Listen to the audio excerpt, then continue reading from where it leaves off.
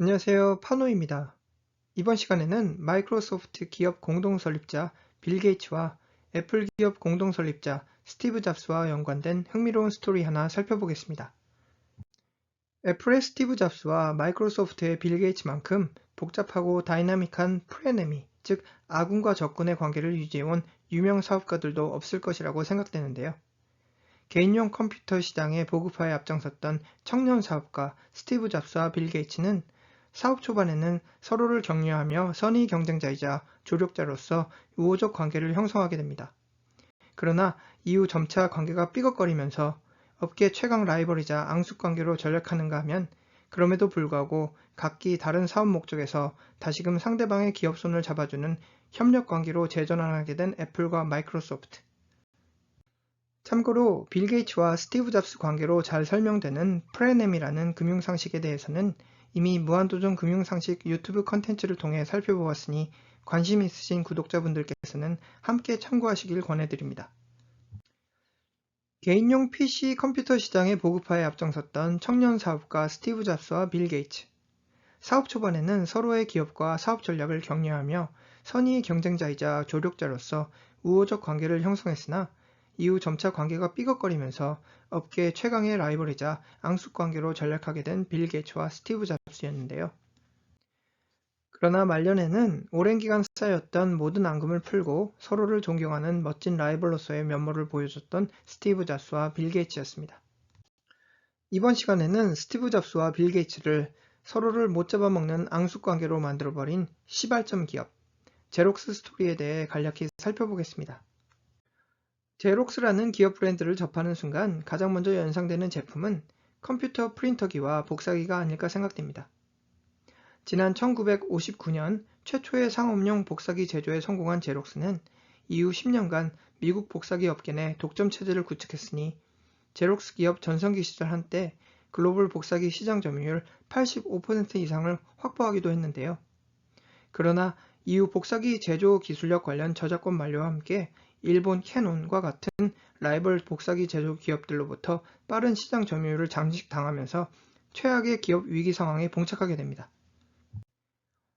저가형 복사기 브랜드들의 시장 위협의 위기를 감지한 제록스 임원진들은 당시 수석 엔지니어였던 잭 골드만에게 제록스 기업이 살아남을 수 있는 차세대 기술력 개발 프로젝트를 맡기게 되며 결국 잭의 진두지휘하에 지난 1970년 제록스 기업 산하에 속한 비밀 특별 프로젝트 사업 부문 팔로 알토 리서치 센터를 전격 설립하게 됩니다.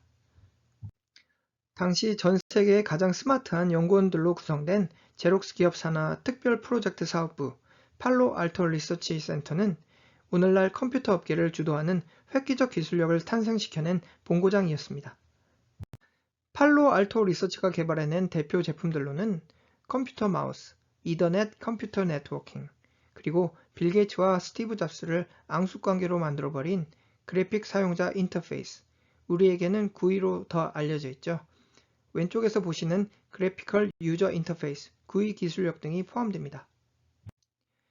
그러나 당시 제록스 기업의 문제점은 이처럼 팔로알토 리서치 센터가 탄생시킨 혁신적 기술력을 높이 평가하기는커녕 오히려 찬밥 취급을 했던 당시 제록스 임원진들의 그릇된 행동이었습니다.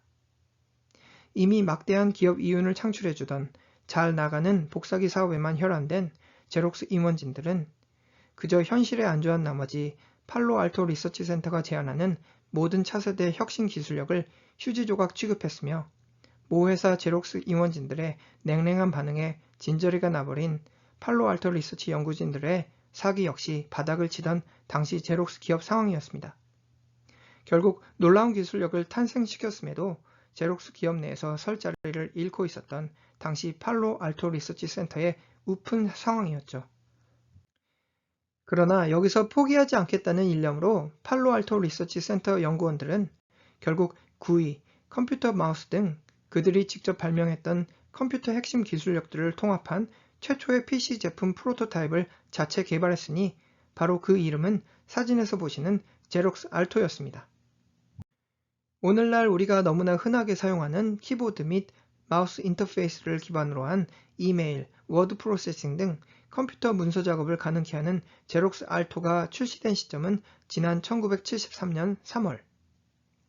IBM, 애플, HP, 컴팩, 델 등 유명 컴퓨터 제조 기업들의 힘입은 전세계 PC 보급화 움직임이 서서히 발동 걸렸던 시기가 지난 1980년, 90년대였음을 감안한다면 제록스 알토는 이미 약 10년에서 20년 PC 시대 흐름을 앞섰던 획기적 기술력이었음을 쉽게 가늠하실 수 있겠습니다. 그러나 문제점은 역시나 현실에만 안주했던, 즉 오로지 당시 잘 나가던 프린터 기기 세일즈 사업과 복사기 제조 사업에만 관심을 보였던 제록스 임직원들.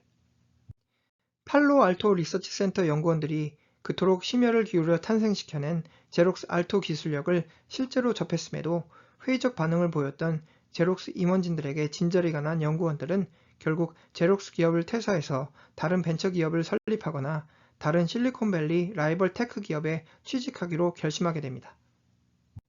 불행 중 다행이었던 것은 자신의 모회사 제록스 기업으로부터 철저히 찬밥 신세를 경험했던 팔로 알토 리서치 센터였으나 미국 실리콘밸리 테크 업계 관계자들 사이에서는 이미 팔로 알토 리서치 센터의 기술력과 명성은 높이 평가되었다는 점이겠으며, 이러한 팔로 알토 리서치 센터의 명성은 결국 당시 PC 업계의 혜성처럼 등장한 애플 컴퓨터 공동 설립자 스티브 잡스의 귀에까지 들어오게 됩니다.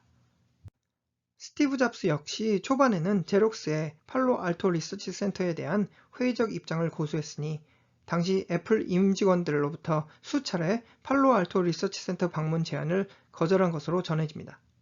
그러나 결국 자신의 직원들의 설득에 못 이기는 척 지난 1979년 당시 애플 주식 10만 주를 팔로 알토 리서치 센터 견학비로 지불하며 팔로 알토 리서치 센터를 첫 방문했던 스티브 잡스는 팔로 알토 리서치 센터가 제시한 놀라운 기술력에 그야말로 감탄을 금치 못했으니 이 사실이 팩트임은 다음에 살펴볼 스티브 잡스의 제록스 알토와 관련된 언급 자료를 통해 재입증됩니다.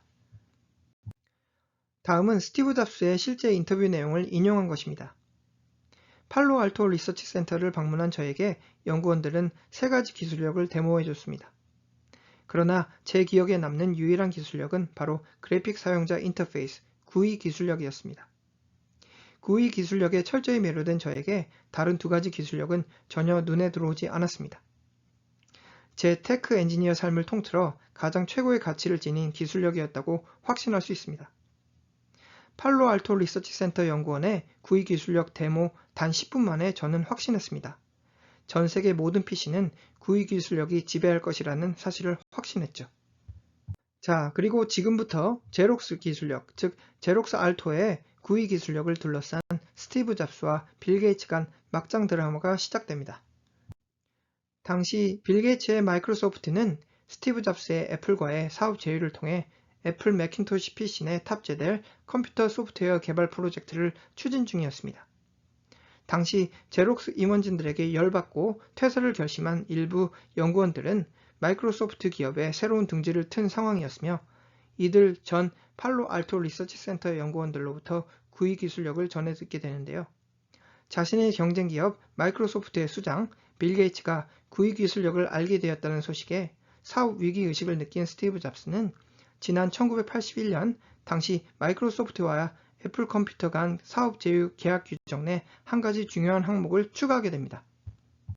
그것은 바로 마이크로소프트는 애플 컴퓨터, 애플 매킨토시가 마우스와 GUI 기술력을 기반으로 한 소프트웨어를 출시한 지 최소 1년 후부터 경쟁 제품을 출시할 수 있다는 계약 항목을 추가한 것입니다.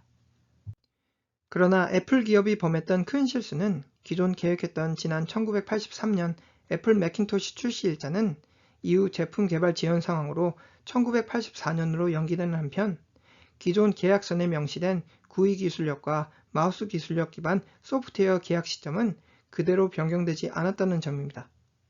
결국 애플 매킨토시 제품 출시 연기 상황과 기존 계약서 변경 필요성을 인식하지 못했던 애플 측의 실수 상황을 교묘하게 역이용한 마이크로소프트는 애플보다 앞선 지난 1983년 11월 GUI 기술력과 마우스 기술력을 기반으로 한 윈도우 MS 오피스를 전격 출시하게 됩니다. 당연히 스티브 잡스는 이러한 빌 게이츠의 행보에 격분할 수밖에 없었죠. 자신이 미리 예측했던 최악의 시나리오, 그리고 이러한 최악의 상황을 미리 예견하고 이에 대한 대비책으로 작성까지 했던 계약서가 애플 매킨토시 제품 출시일 지연 사태로 결국 무용지물로 전락함을 확인하게 되는 최악의 사업 시나리오가 현실화됨을 지켜본 스티브 잡스는 빌 게이츠와 마이크로소프트를 상대로 법적 소송권을 제기했으나 결국 아무런 소득도 얻지 못하게 됩니다. 이후 빌 게이츠를 직접 만나서 분노하는 스티브 잡스에게 빌 게이츠가 건넨 다음의 문장은 오늘날 테크 업계에 가장 잘 알려진 문구 중 하나로 손꼽히고 있습니다. 우리에게는 제록스라는 부유한 이웃이 있어. 어느 날 나 빌 게이츠가 제록스 씨의 텔레비전을 훔치기 위해 집에 몰래 무단 침입하게 되었지. 그런데 스티브 잡스 자네는 이미 제록스 씨의 텔레비전을 훔쳐가 버린 거야. 결국 애플 역시 제록스의 구이 기술력을 훔쳐서 모방한 것이며 그 훔친 기술력을 또다시 마이크로소프트가 훔친 게 뭐가 문제가 있냐는 빌 게이츠의 스티브 잡스를 향한 돌직구 표현이었던 것입니다.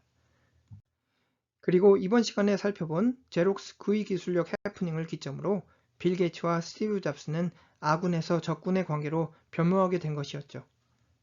자, 이번 시간에 살펴본 제록스 기업 사례가 선사하는 교훈은 무엇일까요? 바로 지난 시간 공유드린 스타벅스 기업 사례와 마찬가지로 직원들의 의견에 경청해야 한다는 점이겠습니다.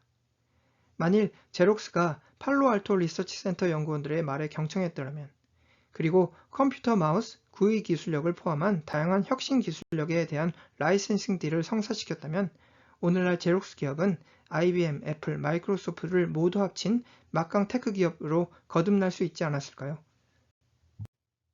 다음 그래프는 마이크로소프트, 애플, 제록스 3개 기업들의 가장 최근 시가총액 규모를 비교한 차트로서 2023년 5월 중순 제록스 기업 몸값은 마이크로소프트와 애플 기업 몸값의 0.1% 수준에 불과한 것으로 분석됩니다. 그나저나 만일 지난날 스티브 잡스로부터 팔로알토 리서치 센터 견학비로 지급받은 애플 주식 10만 주를 제록스가 현재까지 그대로 보유하고 있다면 당시 약 3천만 원 애플 주식 가치는 오늘날 무려 180억 원에 달한 것으로 집계 분석됩니다. 이상으로 빌 게이츠와 스티브 잡스를 아군에서 적군으로 돌변시킨 제록스 기업 스토리였습니다. 감사합니다.